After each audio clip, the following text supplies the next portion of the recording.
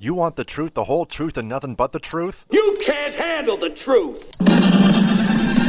Well, we're giving you the Michigan Sports Truth, the show that reveals facts, truth, research, and statistics and never messes around. We lay down the entire truth about everything regarding your Detroit and Michigan sports teams, no matter if it's good or bad. No junk, no entertainment, no homerism, no coddling, no pop culture, no opinions, no shilling, and no fluff. Head over to our website at MichiganSportsTruth.com, follow us on Twitter at Michigan_Truth, and like our Facebook page, The Michigan Sports Truth.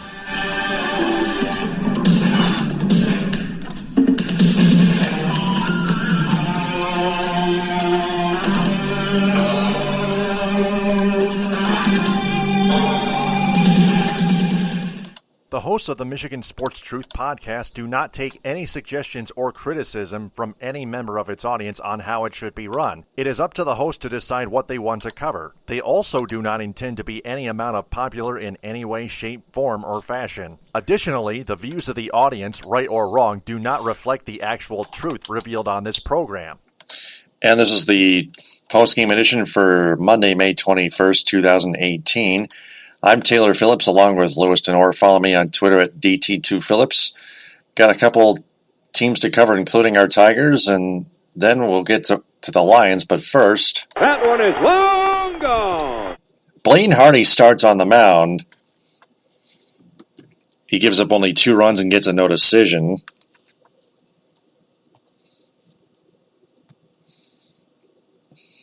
And then Daniel Stumpf comes in and issues a bases-loaded walk. Oh, boy. The bullpen blows it again. You blew it! You are pathetic! And that's going to...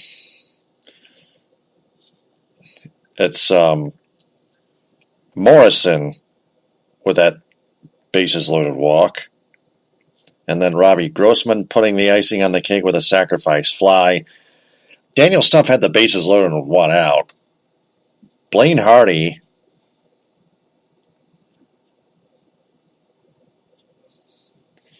went let Blaine Hardy went at least 5 innings, I believe.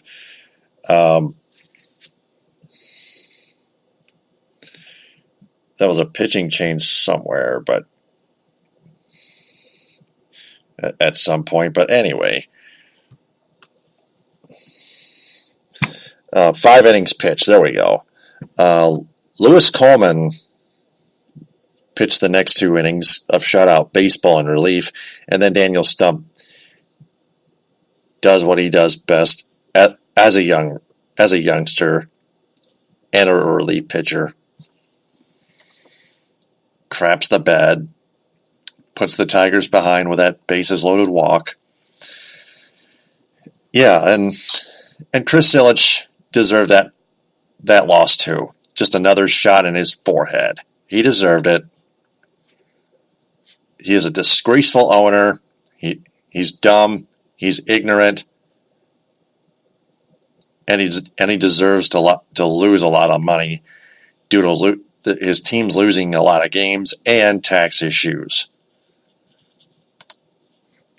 So, take that, Chris Ilitch. You stupid slime ball. Justice prevails again. Now, another thing I want to get to in terms of the Tigers, Jeff Moss, the founder and editor-in-chief of the Detroit Sports Rag, Detroit flamethrower, Twitter saboteur, degenerate horse gambler, parasitic sociopath, devout atheist, once Sergei Fedorov's number 91 retired at the Raptors of Little Caesars Arena, as we all do, wants me to tell him something pretty, wants him to tell anybody something pretty. Jeff Moss tweeted about 8 hours ago, 8 and change hours ago. He quoted a tweet from Shuley 3434 that said, "Just wrap your head around 93 losses. It's much easier." I don't know what the hell's that. I don't know what the hell that's about, but Jeff Moss quoted his tweet and said, "I was told the other night that Rod Allen was on FSD, Fox Sports Detroit, mocking people for thinking they'd lose 100 games. They are on pace to lose 92 games, and they are still going to lose 100 games, I would guess." And then 3 tweets later, including the retweet from Drew McCarthy from Big Drew and Jim on ESPN 96.1 in Holland and Grand Rapids, Moss tweeted 14 and change minutes ago, "Since the Tigers were up 4-0 with Fulmer on the mound," that was on Friday night last week, "and Rod Allen started mocking people who thought this garbage team would lose 100 games, the team hasn't won a game, including blowing a Liriano one-hitter and a 2-0 lead in the 9th inning. Yeah, Shane Green giving up that 2-run home run. Yeah, Green blows his 3rd save, records his 3rd blown save in about over a month and a half. Yikes. Shane Green. You blew it! Shane Green is on pace to either match Joe Nathan's amount of blown saves in 2014 or overlap it. A washed-up Joe Nathan. Remember him? The not-so-G.I. Joe Nathan. Shane Green, and then Buck Farmer gives up the game-winning home run in the 11th. Thank God. Thank goodness for Chef Boyardee for the tanking system. Chris Ilitch deserved that loss. The Tigers have been 0-4 since they led 4-0.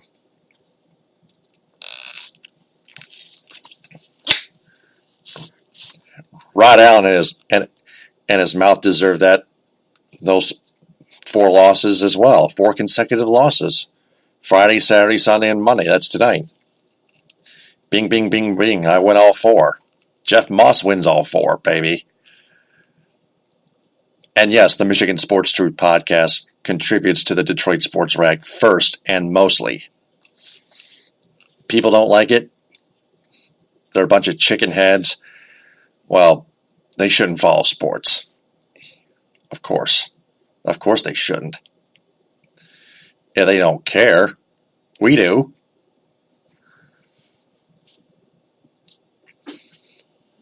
Rod Allen has gotten way worse of a color commentator than I've ever heard, that I've ever listened to on television. He's becoming even an increasingly bad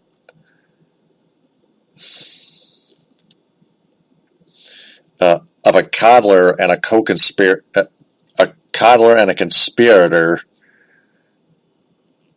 for this Tigers train wreck team, and he's becoming way worse of a homer as of late this season, this entire damn season. Rod Allen is begging for the Tigers and Fox Sports Detroit to fire his ass. I'm not kidding. He's clearly losing everything. He's clearly losing his cool, his marbles. Rod Bojangles Allen.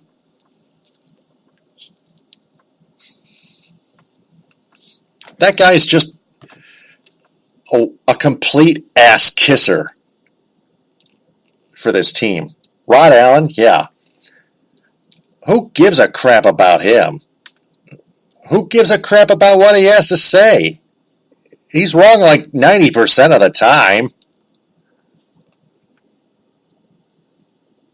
Just please get him the hell off of here. Out of the booth. Terminate his contract. It's embarrassing. Chris Ilitch doesn't care. He enables it recklessly. He's a reckless wuss, just like most people in Detroit are. My God.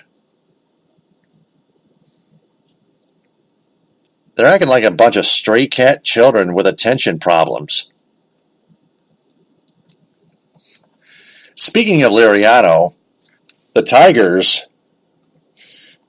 let me dig this up here. The Tigers are receiving trade inquiries for Liriano. They're receiving trade interest on Liriano, according to USA Today. And the Tigers still looking to sell as Michael Fulmer continues to struggle on the mound. His last outing started well, but gave up 3 runs, all of them in the 7th inning. During that Friday night game when the Tigers blew that 4-0 lead, Fulmer lost control of his pitch command, and the bullpen screwed up all the rest of the kit and caboodle, which thankfully we hope for.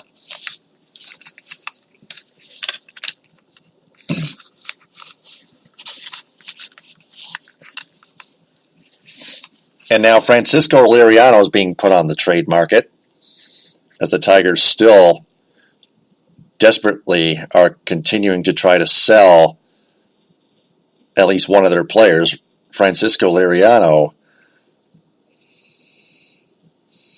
The USA Today article's got the list of teams that are interested. Go take a look at that. So that's Tigers talk. Touchdown, Detroit Lions! Just a little Lions news, but it's really big. The National Football League has decided not to discipline Lions head coach Matt Patricia over his 1996 sexual assault case after investigation. After investigation, the case never went to trial, unfortunately, because the accuser dropped the charges because she couldn't handle the pressure.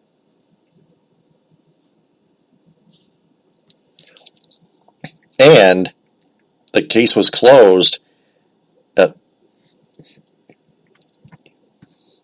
was the second reason. That the accuser, she dropped those charges in '97 before they could even make it to trial.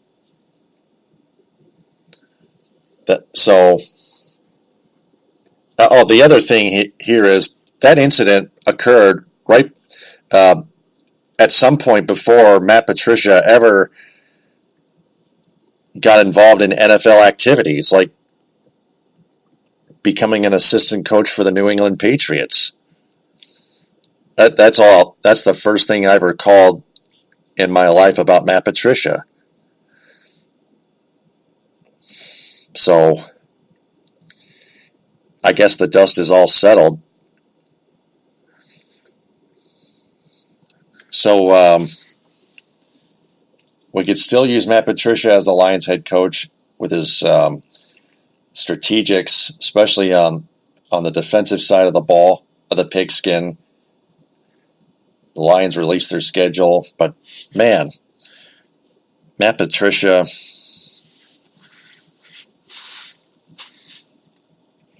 clearly should have been guilty, but back in the late mid-90s, but man, the accuser decides to drop it. Everybody defends him. Oh my God. Chalk one up completely for all of society on this earth. So, except for the ones who are blaming Matt Patricia or taking shots, rightfully so, because he committed that crime. That said, that's all the truth I have for tonight. Now it's time for Louis Tenore's National Sports Report, including the NHL announcing the Stanley Cup Final will begin on May 28th. Just in. The full schedule's on NHL.com. That said, Sweet Lou, take it away. You got it. All right. Well, for those of you who are actually watching the NHL playoffs tonight, between the Capitals and the Lightning, the Stanley Cup playoffs, that is. Stanley Cup playoffs. So in the conference finals, we got Game 7, folks. We're going to Game 7 Wednesday night As tonight, the Capitals have beaten the Lightning 3-0. Tying the series up now at 3 apiece, and Ovechkin came through as well. I said it would be a guaranteed win to everybody last night tonight, and they got it. Yeah, baby. So Wednesday, winner of that will face the Golden Knights. Can you believe the Golden Knights are in the Cup final, for God's sake, in their inaugural year? Yeah, well, actually, I'll have that report, and there's an explanation why that some people were not surprised. And they're too good. They're too good. Yeah, as they beat the Winnipeg Jets yesterday 3-2, and it was a nail biter for quite some time. I thought it was a nail biter, but they pulled it out. Let me double check the score. I thought it was 2-1, but let me get that. 2-1. You're right, 2-1. My fault. Yep. And NBA just completed tonight with the Celtics and the Cavaliers, and the Cavaliers have beaten the Celtics 111-100. The series now tied at 2. And I believe the next game is also on Wednesday. We'll check that out. Oh, boy. Just when you thought that Boston was going to roll over them, Cleveland comes roaring back, and now we have a series. I knew the Cavaliers would come back.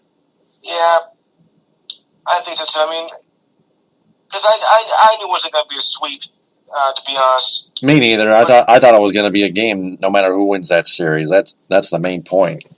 That's the exact point. A lot of people were thinking that Cleveland was going to just roll over. Was going to just roll over Boston. Like LeBron's going to take control. And well, in the first few games, it didn't look that way because it looked kind of lethargic. Incidentally, tomorrow the Rockets will take on the Warriors. The game was at 9 o'clock. Cleveland and Boston will resume their series on Wednesday at 8:30. All right, just to put that in there. All right, so now let's go to the Diamond. All right, in the bottom of the ninth, the Yankees look like they're on their way to a win against the Rangers. It is now 10-5 with 2 out in the bottom of the ninth and nobody on. Holder is pitching and DeShields is at bat. Continuing on, let me rephrase. The Orioles have beaten the White Sox 3-2. Cashier got the win, Santiago got the loss, and Branch got the save. All right, there we go. Moving right along down to the bottom of the 5th inning. Right now, the Rockies and Dodgers are tied 1 apiece. 1 out, nobody on. Marquez is pitching, and Taylor is at bat. The Nationals had no problem over the Padres, 10-2. Gonzalez got the win, and Erwin got the loss. And I got a story about that coming up. Oh boy, you're going to love this. Phillies playing the Braves 3-0. Pimda got the win. Polderitz got the loss, and Knurls got the save. The Mets have now won 4 in a row as they beat the Fish tonight. You call them the Marlins. 2-0. Vargas got the win. Hernandez got the loss, and Familia got the save. Brewers doubled up on the D-backs, 4-2. Anderson got the win. Greinke got the loss, and Kimbrell got the save. Twins doubled up on the Tigers, 4-2. Barrios got the win. Stump got the loss, and Rodney got the save. And the Cardinals playing the Royals 6-0. Marcos got the win, and Katie got the loss. All right, so now let's go to the standings. And they read, and it is a final now. Yankees over the Rangers 10-5. That just went final just a few seconds ago. All right, so now the standings, as of now, go like this. And, of course, it's still a battle in the American League East. As right now, the Yankees have now crossed the 30-win mark for the season already, at 30-13. And a virtual tie with the Red Sox, who are now 32-15. But the Yankees lead in percentage points 698 to 681. So that gives the Yankees the overall lead in the East. American League East, that is. And the Red Sox are 32 and 15. Down further down the line, the Rays are 9 back at 22 and 23. The Bluebirds, or you call them the Jays, 22 and 25, 10 back. And the Orioles in the basement at 15 and 32, 17 back already. It's not even June. In the tragic comedy central of the American League East, or the American League Least, the Indians are 22 and 23, have a one-game lead with the Twins at 20 and 23. The Tigers, 20 and 27, 3 back, my God. White Sox, 13 and 31, 8.5 back. And the Royals, 14 and 33, 9 back. My God. All right. On to brighter news. The Astros also have 30 wins. They're at 30 and 18, have a 2-game lead with the Mariners at 27 and 19. Angels, 26 and 21 and 3.5 back. A's, 25 and 22 at 4.5 back. And the Rangers are 12 back at 18 and 30. Now on to the National League. The Braves are at 28 and 18, have a half-game lead over the Phillies at 27 and 18. Mets are moving back up now, thanks to that 4-game winning streak, are at 24 and 19, just 2.5 out. Nationals, not that far behind, 25 and 21, 3 back. And then you got the Marlins, 11.5 back at 17 and 30. To the National League Central now, the Brewers are 29 and 19.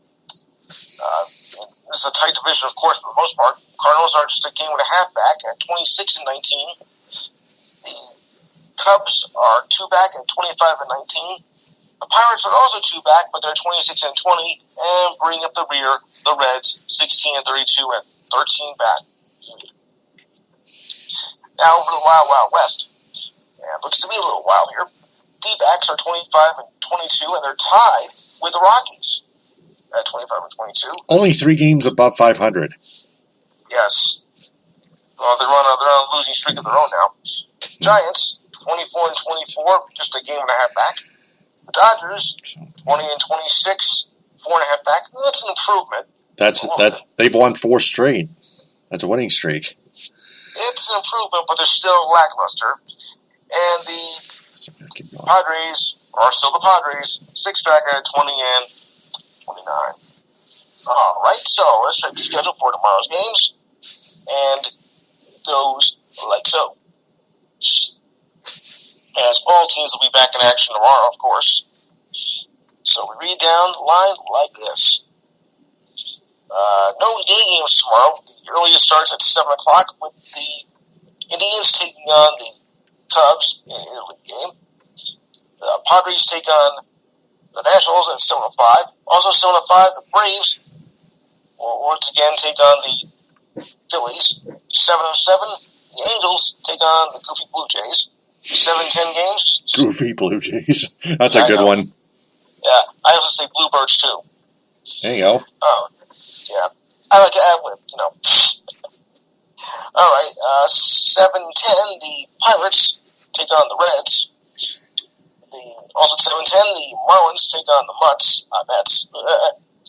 And also the Braves take on the Rays at 7:10. 7:40, D-backs take on the Brewers. 8:05, the Yankees take on the Rangers.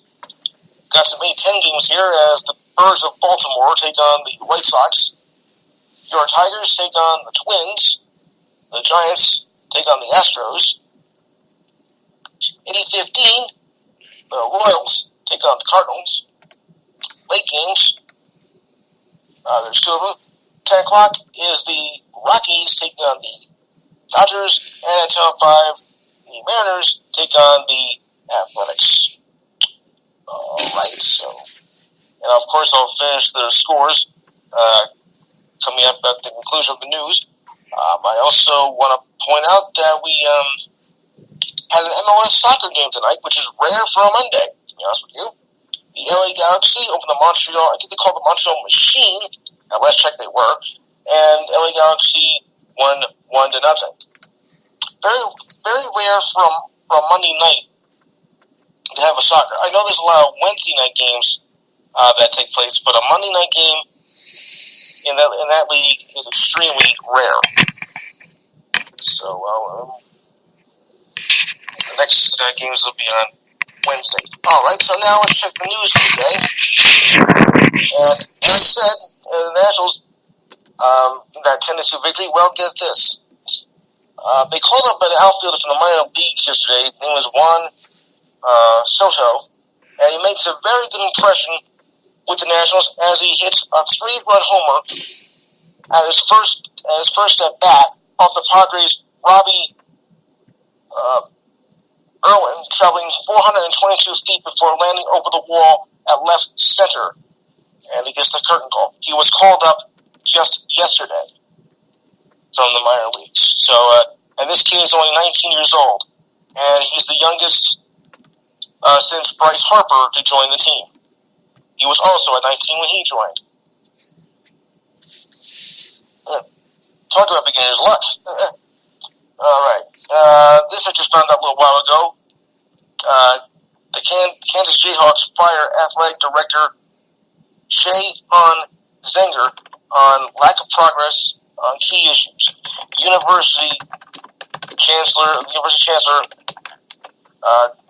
Roy announced his decision in a letter in writing. Then he met with Zenger today to inform the decision, and Sean Lester has now been named the interim athletic director. Don't make progress, you're going to be in trouble. All right. I know a couple of WNBA news, but I thought this was of interest. WNBA star Diana Taurasi becomes the first player in WNBA history to score 1,000 3-pointers, and only 4 other players overall have done that in just 400 games. And she joins a very exclusive list. That is in here. She plays for the Dallas Wings, rather. She scored 20 over 26 points in the first half. This was yesterday, by the way. She scored 1,000 3-pointers, helping the Phoenix Mercury play against the Dallas Wings 86-78. She's one of 4 players joining the NBA's Damian Lillard, or as I say, Lizard sometimes, Stephon Curry, and Klay Thompson to reach the 3-point mark with fewer than 400 games played. How about that? So, congratulations on that. Yeah. Don't knock the WNBA, folks. It's not, it does exist, and it is a very good league and respectable. All right, in world hockey news, I found this out. Patrick Kane was named the MVP player of the tournament, and that's only despite that the U.S. settled for the bronze against Canada, and they won that on Saturday. And Sweden edged Switzerland 3-2 to win the World Championship title. It would have been so nice for the U.S. to win a world title. More hockey news here. Late news, breaking, Lou Lamoriello is to take over the operations of the, I dare say this, the New York Islanders, within the coming days. This according to The Athletic. Lamoriello recently was the general manager of the Toronto Maple Leafs. After resigning from the Devils way back in 2015. It was announced on April 30th that he would remain with the Leafs as a senior advisor to the Maple Leafs, making his way for assistant GM Kyle Dubas to take over the team. As soon as that happened, there was speculation that Lamoriello would move into the Islanders in some form. And now that it is now all except sign of the dotted line, so it looks like he's going to go to the Islanders. Just my rotten luck. Those of you who know me very well know how I feel about the Islanders. All right. Warriors listed Andre Iguodala as questionable tomorrow for Game 4 against the Rockets. Iguodala suffered a knee contusion in Game 3 when he got tangled up with none other than James Harden. Iguodala was scheduled for an X-ray today. If it comes back clean, then it could be updated to probable. Iguodala was held out of today's practice as his bruise worsened overnight. The bruise is actually slightly below the knee. So if all goes according to plan, his chances of playing tomorrow are going to go up.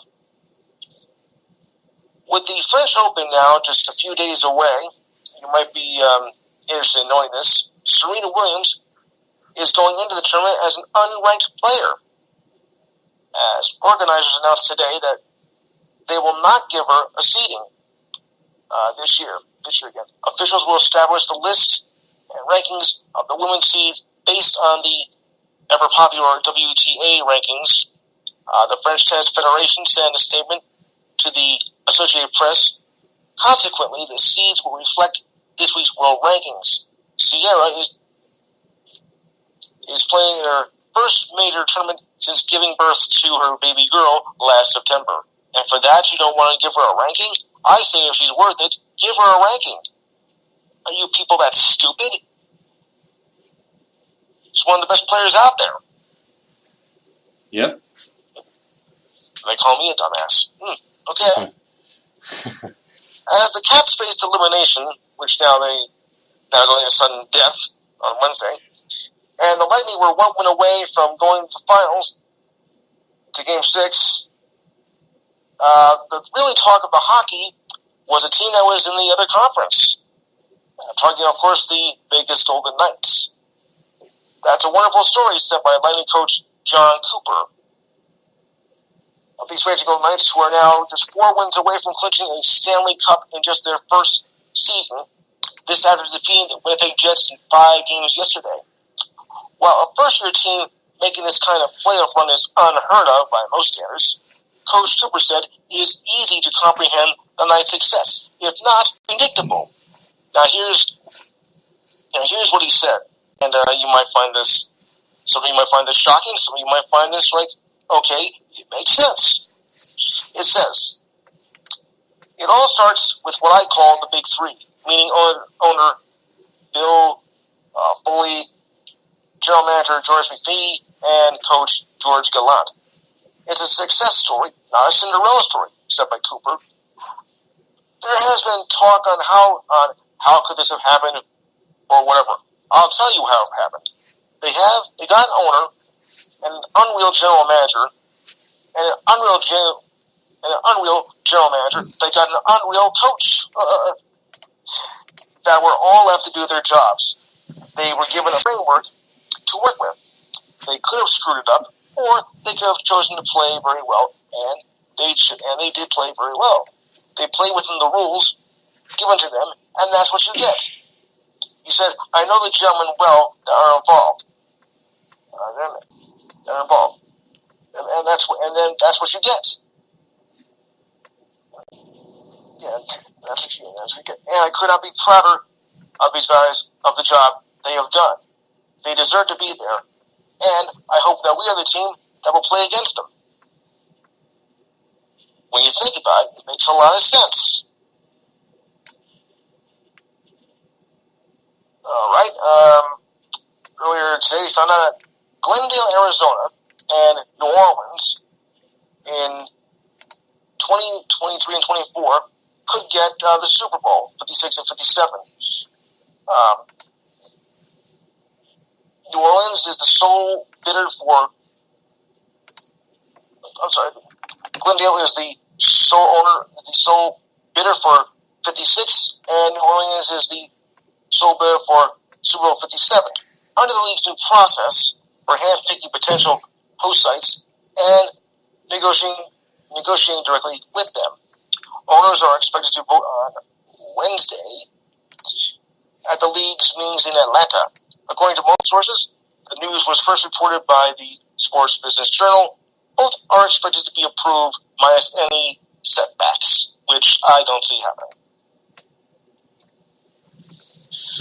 All right. Patriots quarterback Tom deflated the ball's Brady will not be at the opening of the team's voluntary OTAs, was not at the OTAs today, as sources told ESPN. Brady, as regularly has been a part of the program in the past, he has skipped all of the Patriots OTAs this offseason.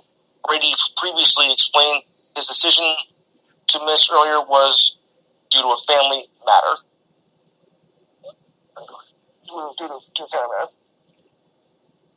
But he says he feels ready for 2018.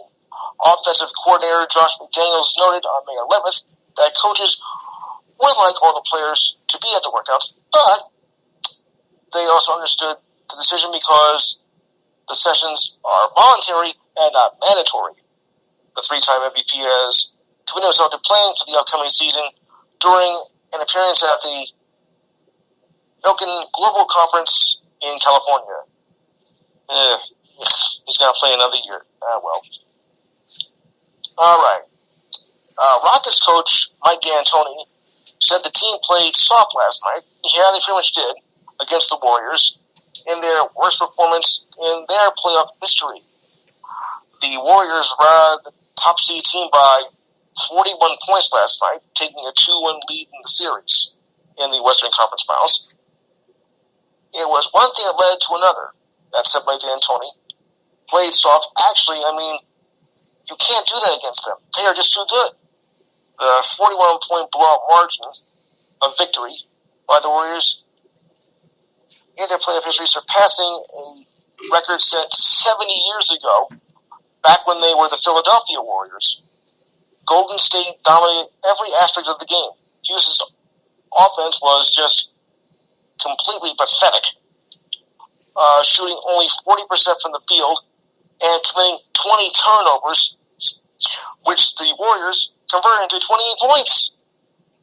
The Rockets were just as bad in defense as well, allowing the Warriors to shoot 52.2% from the floor and 46.6% from three-point range.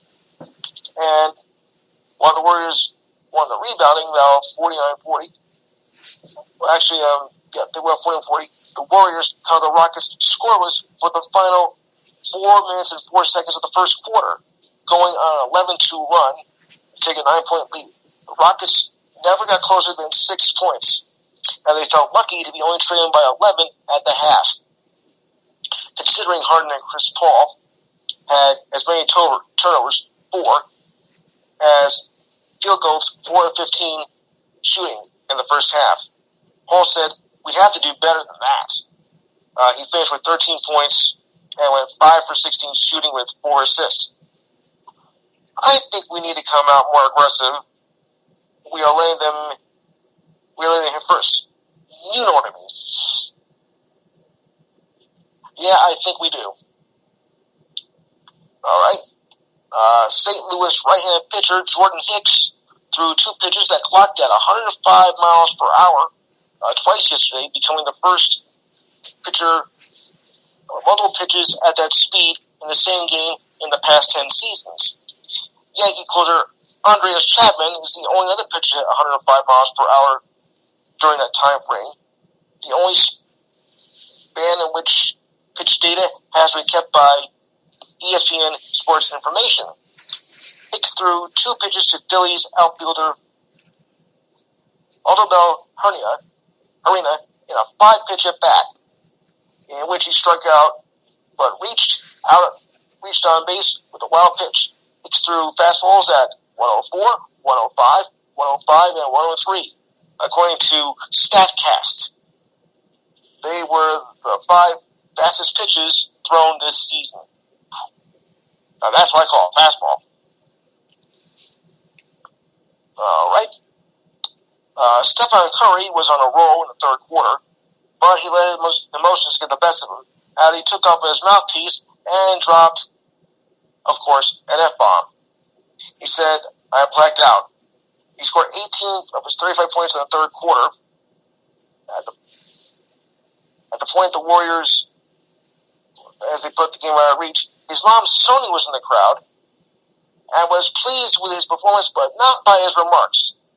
She raised them 2 home videos showing the clip and play it back. And Curry told ESPN she was telling him he needs to wash his mouth out with soap. It was a message he's heard before. There's some inspirational messages right there. Yes. Yeah, he let out the F-U. This was Curry's most solid performance of the series. Motivation. Curry is a devout Christian, so he says. It says he understood why he received such a scolding from his mama. She was right, Curry said, told ESPN. I have to do better. I must not speak in that matter. He calmed down after that, but channeled his emotions elsewhere. Yeah. Nice thing to do on national TV as well. Don't you know there are millions of people watching you and you let out that F-bomb? Not cool, man. Oh, boy. Well, we all have moments when we, act stupid. Right. Yes. So, as I mentioned about Juan Soto, they hope that this young phenom can bolster up an injured Nationals outfield. They selected Soto's contract from AA Harrisburg, Pennsylvania before yesterday's game versus the Dodgers, sending outfielder Moises Sierra back to the minors in a corresponding move. Soto batted .362 with 52 RBIs, and 39 combined games at 3 minor league levels. He was not in yesterday's game up against Alex Wood, but when he made his debut, he would become the youngest player since Bryce Harper to play for the Nationals, both were at 19 years of age. Come to think of it, I think it was Doc Gooden who also made his debut when he was 19 for the Mets, way back when. All right. Well, despite the Braves having an impressive season so far, for every time a team is good, there's always one player that's the Achilles heel.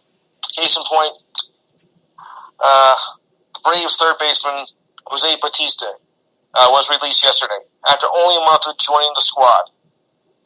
Bautista bagged just 143, going 5 for 35 with just 2 home runs in only 12 games for the Brewers in his time with the team.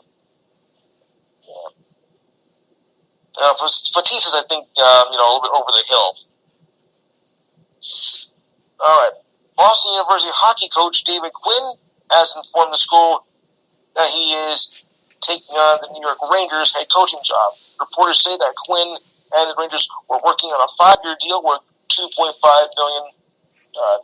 However, sources do say that the deal is not official.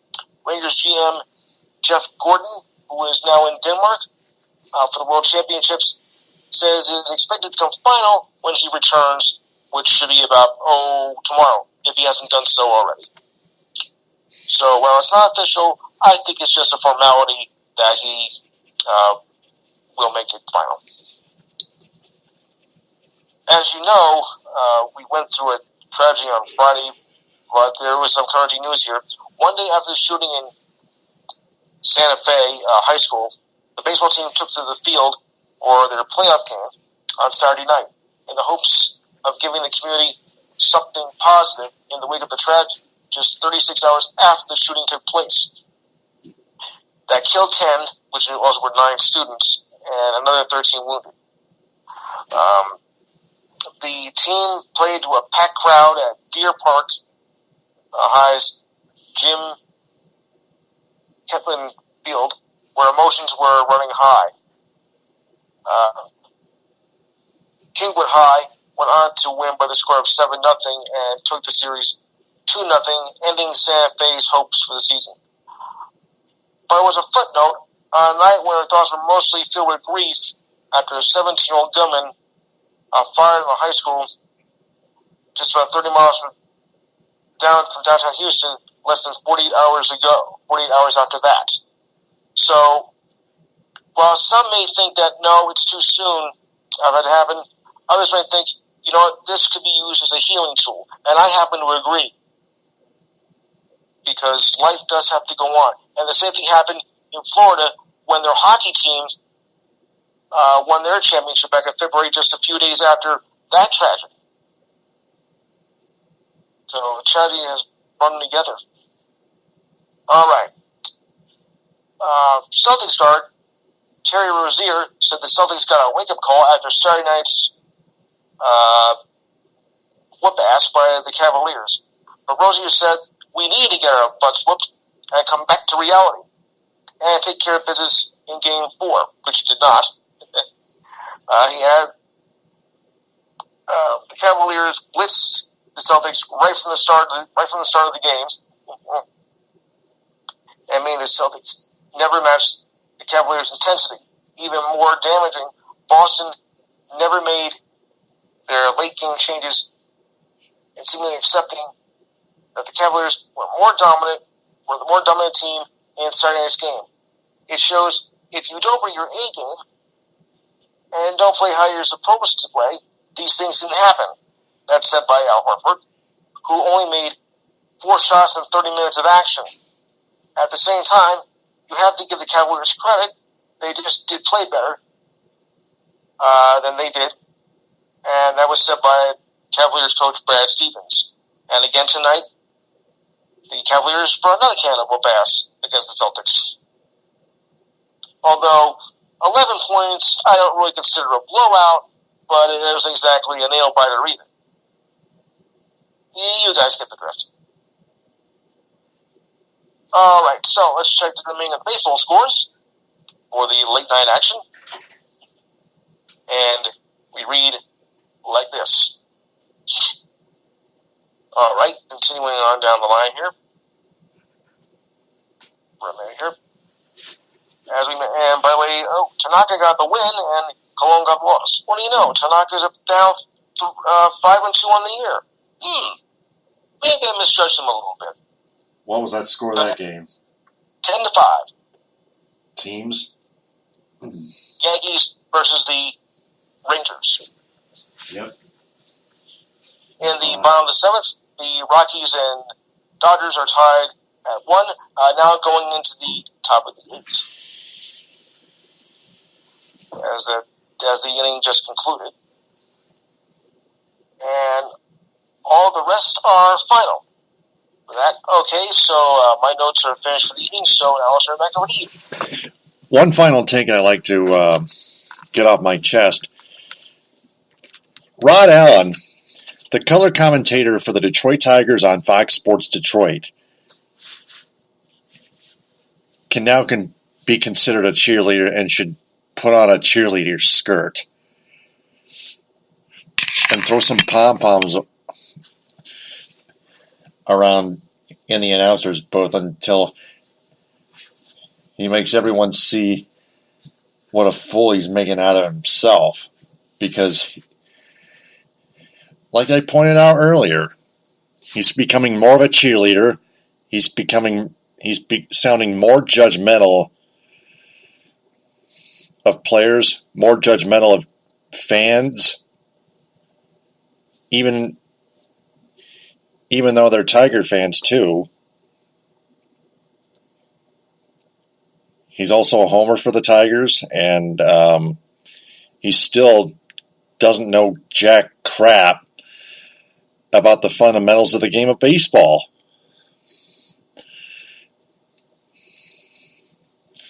He just says a lot of the wrong things about every aspect of the game of baseball, and doesn't know math and decides to be ignorant. Just flat out terrible. He's a terrible human being and a terrible color commentator. He should be fired, and he should never be a public figure again of any kind. He should never even be in any television commercials because he's making them look embarrassing. The deals in the D.com, him and all the rest of the men like Joey Koser and Mickey York of Fox Sports Detroit, Joey Koser, a former Red Wing, They can all be clowns in a circus too. You know what I mean? That said, Chris Ilitch deserved yet another loss. He can shove it up his ass, along with the rest of his stupid family. Twins 4, Tigers 2. That's it for the postgame for Monday, May 21st, 2018, the Blackjack Day. Lucky me. Matt Boyd versus Lance Lynn. Matt Boyd, a 3.19 ERA and 41 strikeouts. His whip is 106, still pretty damn good. Lance Lynn, 7.47 ERA, 41 strikeouts.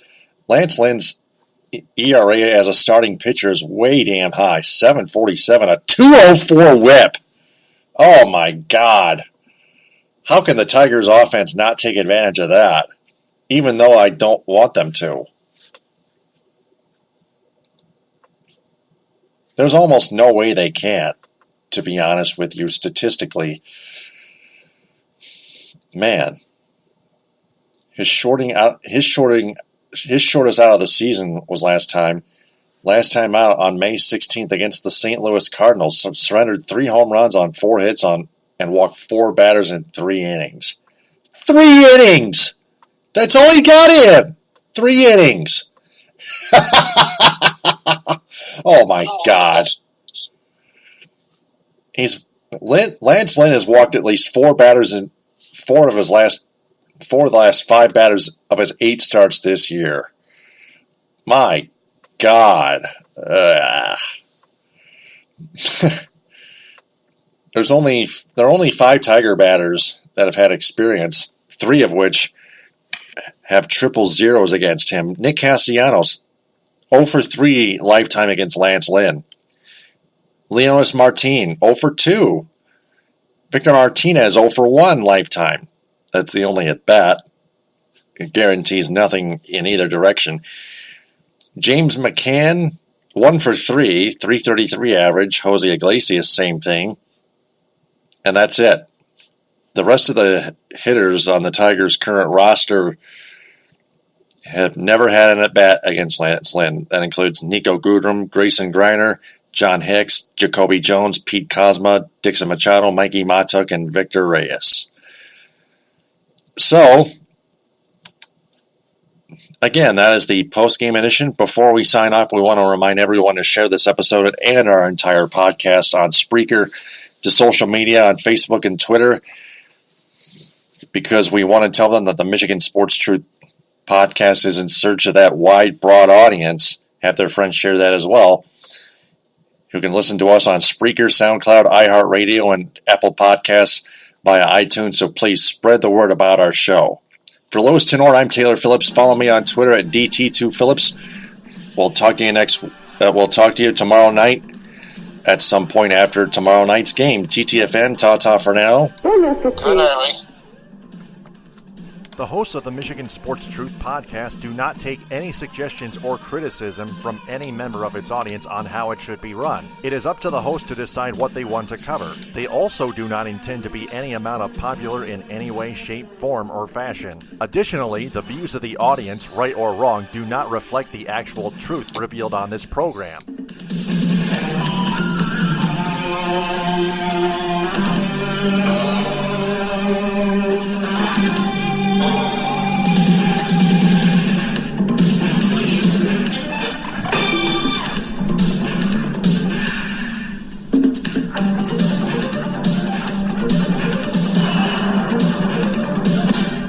Mission complete.